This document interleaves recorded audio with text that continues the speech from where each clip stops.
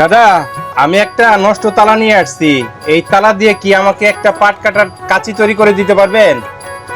জি পারা দেবো, অনেক সুন্দর একটা কাঁচি হইব। আপনি বসেন, আমি তৈরি করে দিচ্ছি। আচ্ছা ঠিক আছে, তাহলে একটা সুন্দর একটা পাট কাটার কাঁচি তৈরি করে দিন। ঠিক এটা আছে। আমাদের দর্শকরাও দেখবে। ঠিক আছে, বসেন, আমি তৈরি করে দিচ্ছি। আচ্ছা ঠিক আছে, তৈরি করে দিন।